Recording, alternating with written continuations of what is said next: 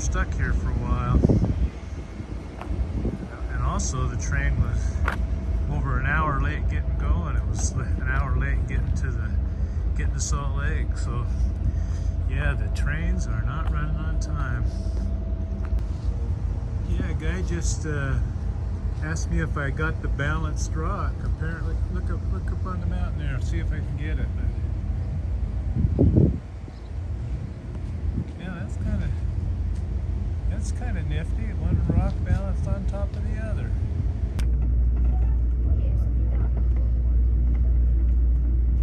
You can see that trail across the river there. That's the survey trail.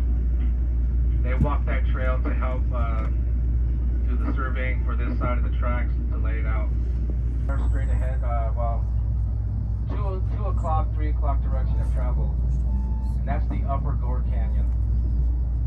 That area is one of my favorite spots as well because of the cross sections of the different strata of the mountains. And then we're going to come up on an area called Dead Man's Curve.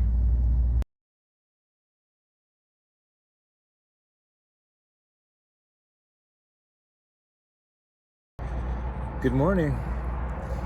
Well, while I'm waiting for my Uber to come pick me up to take me to Waterton Canyon Trailhead, thought I'd just start my short video. It seems like it's taken a long time for this to get here, but I'm ready to go. When I left Maui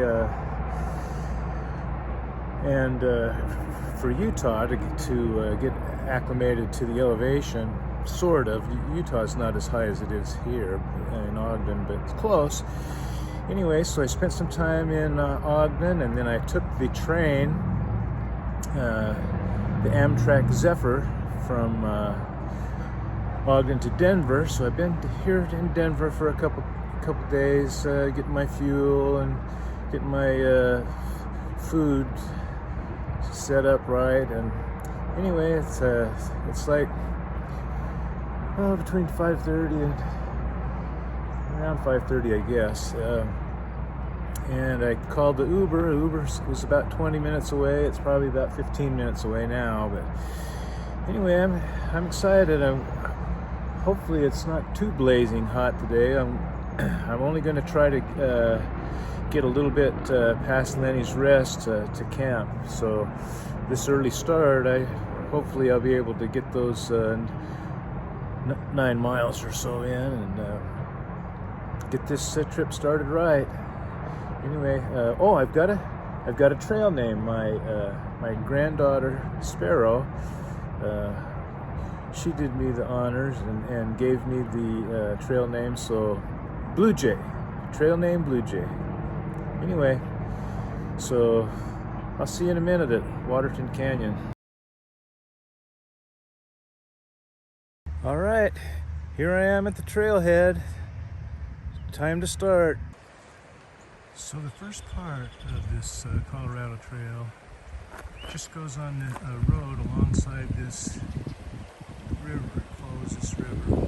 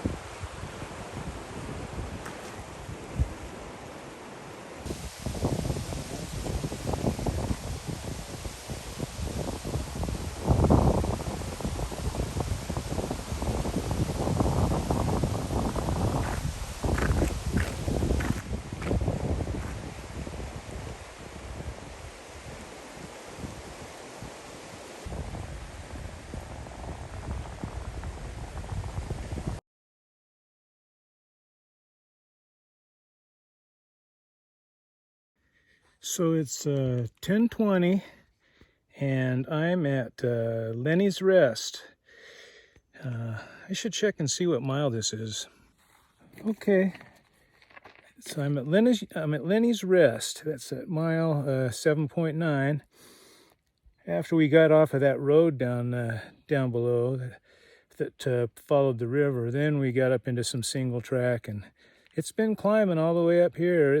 But I'm handling it much better than I did those climbs on the Arizona Trail that first day. So I didn't plan on going too far. I'm going to go.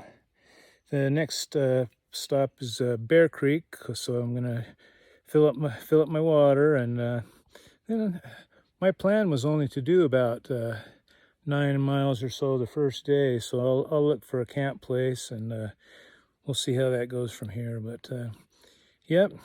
Anyway, good thing I'm almost to water, because that's all I got left. But I'm fine. I've been drinking it, and I feel good.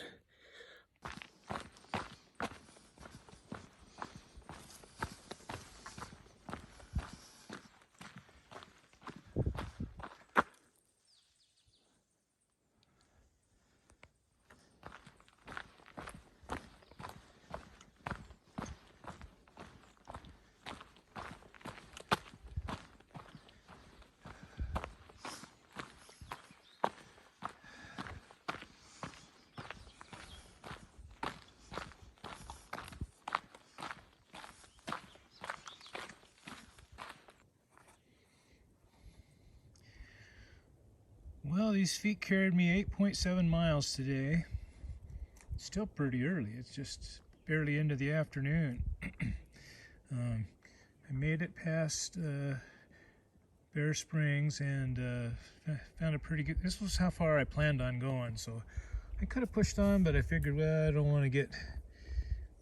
First day isn't the day to test myself, so I wanted to do between 8 and 9 miles. So here I am. So I got my tent all set up and ready to go. There's some folks down below that camped the same time as me, a couple, so I went down and cooked my dinner down there and had visited with them for a little while. But anyway, in day one, 8.7 miles, went pretty smooth. The first part was pretty flat, and it wasn't hot. It was a beautiful day, mostly in the 60s. And then the climbs are always hard, but no, it was pretty good. Here, let me flip this around. Anyway, climbs are always tough, but yeah, this one went pretty good. I can sure tell the difference having lost some weight. I mean, it would have been nice if I could have lost another 20, but still, losing 30 pounds really helped me to be able to climb, and I've been doing those breathing exercises. So still hard work, but got her done. So 8.7, the end of day one. I'm going to go look through the guidebook, and maybe I'm going to listen to a book that I downloaded while I'm in my tent. So anyway, I'll talk to you later.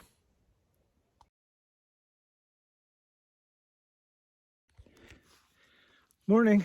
It's the morning of day 2, and well, I made one goal is to get going early, so I got out of there about 6, starting this second half of section 1, and I don't know how far I'm going to go, but like 9, or if I'm still feeling like it, I might go ahead an extra 3 or 4 to get a start on the next day. But man, this has been hard so far.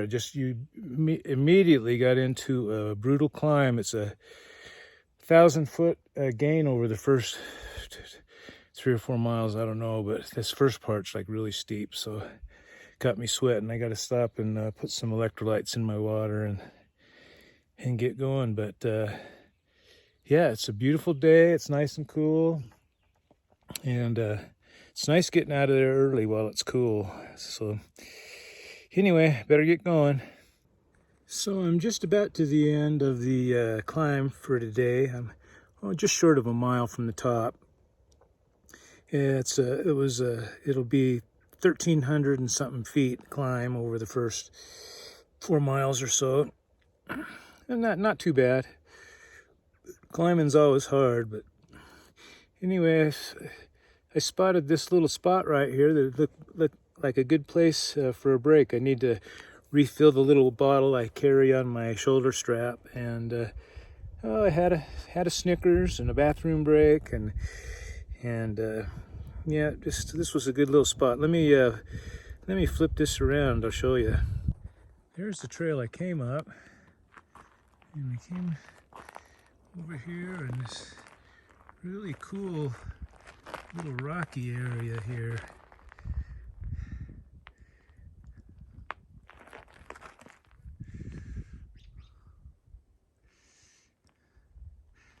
Yeah, I sat up on those rocks and had a Snickers bar and chilled for a few minutes, and I just got to refill my water bottle, and I'm back off to the races. It's a green section.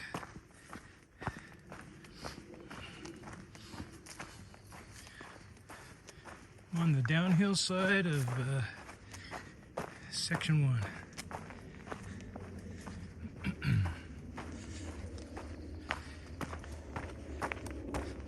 Downhill's not always that much easier, but this downhill section's been pretty good so far.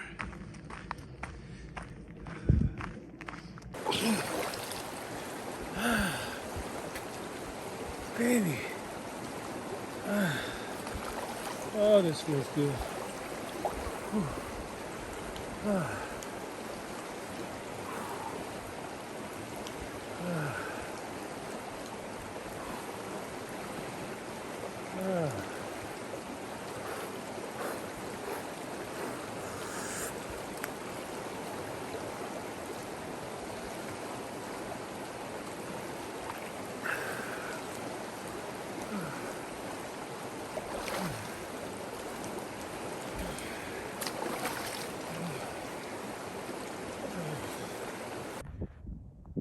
This is my first glimpse of the burn area. I think this says section 2. There's a lot of this burn area that's pretty hard because it's so exposed, no shade. Everybody talks about how hard this number 2 section is. So anyway, my first glimpse of the burn area. I'm at mile 17.8. So I'm in a section 2. I'm at mile 21.7, and it was quite a climb. On day 2, we finished at the river, and I took a dip in the river for a while, and then I decided to push on into section 2 to make this day not quite so hard. So anyway, oh, that was terrible. It was really steep, uphill all the way, and the sun came out and was just beating down. Oh man, I was hoping for a spot, so I found a campsite at, I think it was 19.1, and I was so tired.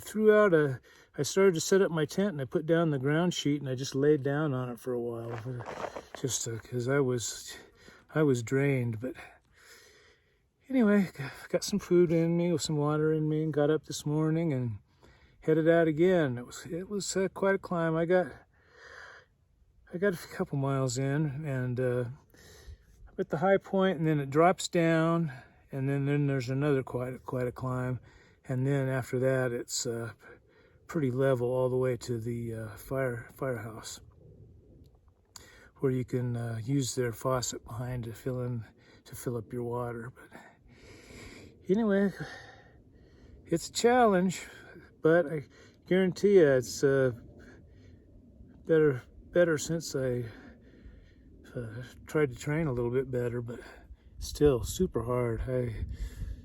Yesterday, that sun beating down and that big climb, that just about did me in. I was going, oh no, not again.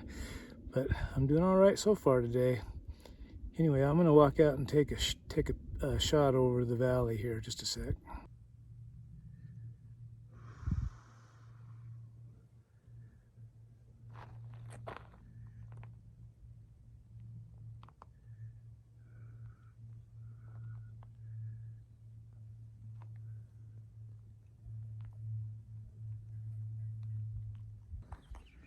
This cool little spot just past the high point. I love these big rocks.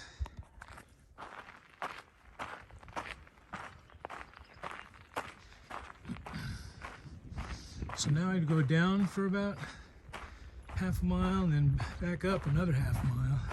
Then it kind of levels out.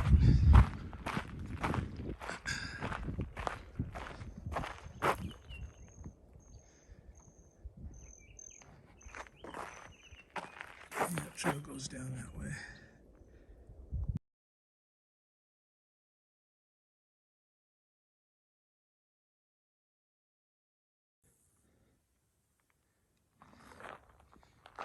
There's another beautiful high point.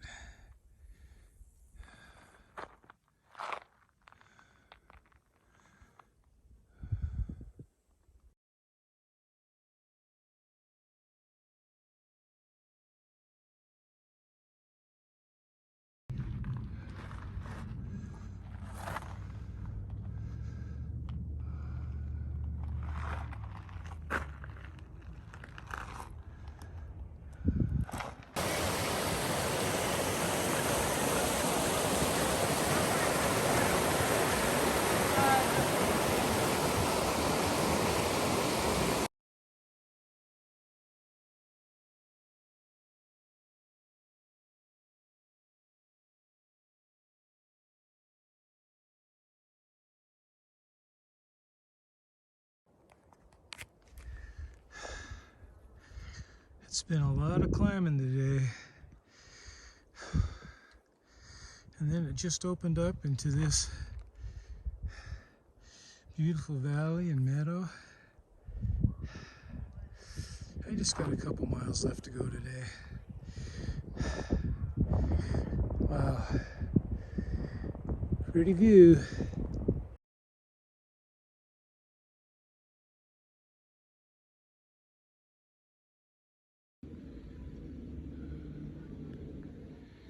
Well, here's the campsite for last night. There must have been 8 or 9 of us here. It was a tough day yesterday. We did 11.5 miles. Here, let me flip this around. Yeah, we did 11.5 miles, but it was a tough 11.5. We did like over 2,500 feet of climbing, and it was certainly a challenge, but we got this really nice campsite, and there's like really good water here. Fun little site, there's lots of squirrels around. And anyway, man, I got to get to a town and have a 0 day though. Look at the salt stains on my shirt here. Yeah, this is hard work, but it's pretty fun. Anyway, see how many we get today. Talk to you later. Man, look at this beautiful stretch of trail.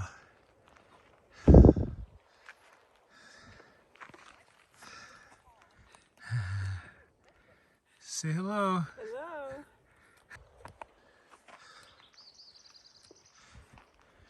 I don't know, I think this would be a good place to spot a moose, but all we got is my fellow hikers. Say hello. Hi.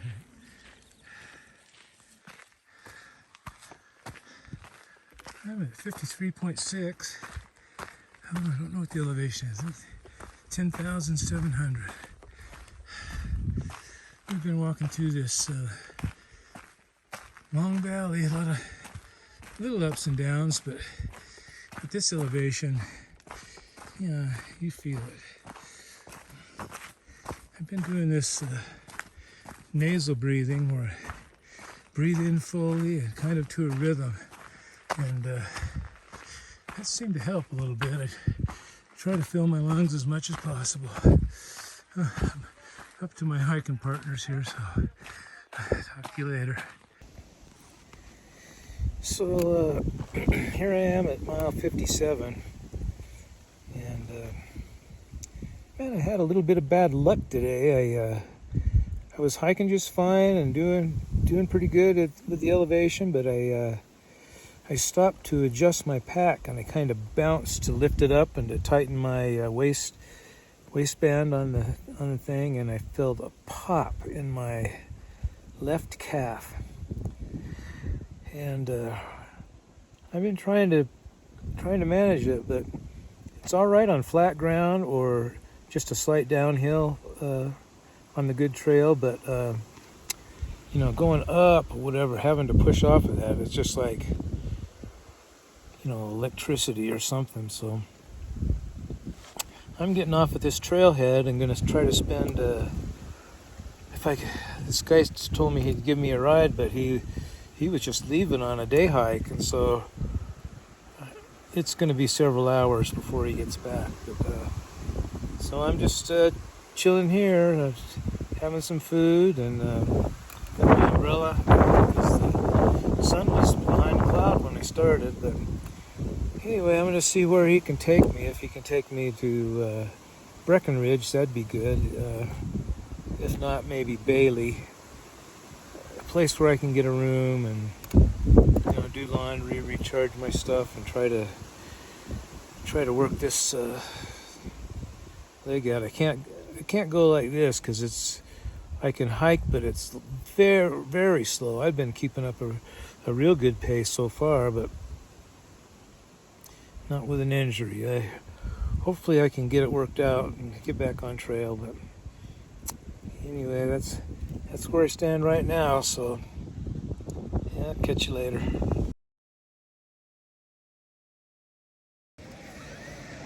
Well, as you can see, this is not the Colorado Trail. So after my injury, I did get a ride from a nice guy named Andrew, a watchmaker, that gave me a ride. It was out of his way. He took me to, well, it was going to be Breckenridge, but they were full in Dillon, and I ended up in Silverthorne for a couple days trying to get my knee to recover. And well, it just felt worse and worse, and I talked to my son, and he was talking about how calf injuries seem to be a little bit slow to heal. But anyway, I determined that, well, that was gonna do it for me this year on the Colorado Trail.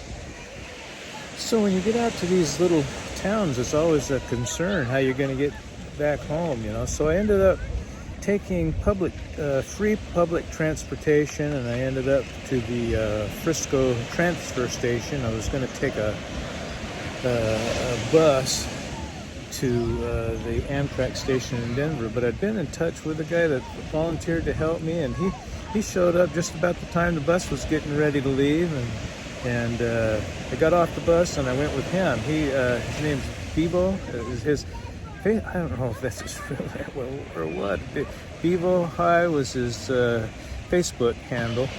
And anyway, I piled into his Sprinter van, and he took me right to the Amtrak station where I could catch that A line and to the Denver airport. So worked out pretty good. I was concerned that on the bus that if I was going to be able to make my connection, but as it worked out with that ride, I appreciate it. He got me right there, and I made my connection in plenty of time to make it home. So I was pretty disappointed, just because, wow, I was doing way better than I thought I would, and the thing that I had the comparison to was the Arizona Trail. So, man, I was cranking out those climbs without, I can't say that they were easy, but they was going good. I put in one 11.5 mile day with 2,500 foot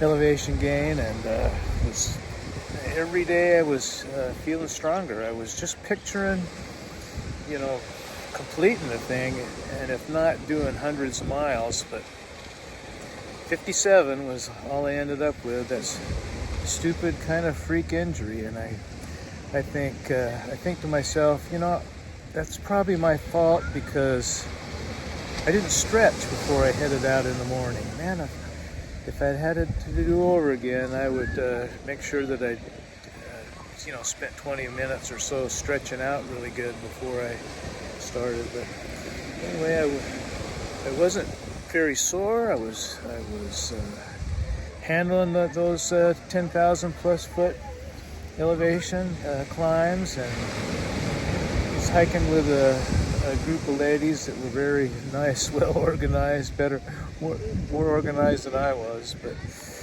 anyway, it was a great experience. I showed myself that I can do it, but that darn injury took me off. So who knows when I'm going to get back. It's quite a production. When you live on Maui, it's all the flights and hotels and trying to acclimate to elevation and everything. It's not like just driving up to the mountains just to start again. But anyway, I had a great time, but finished with 57 miles in and a good understanding of what it takes to hike that trail. But the one thing that I was most fearful of, I never got to experience. I was fearful of not fearful, but concerned about the storms blowing in above the tree line and the lightning storms.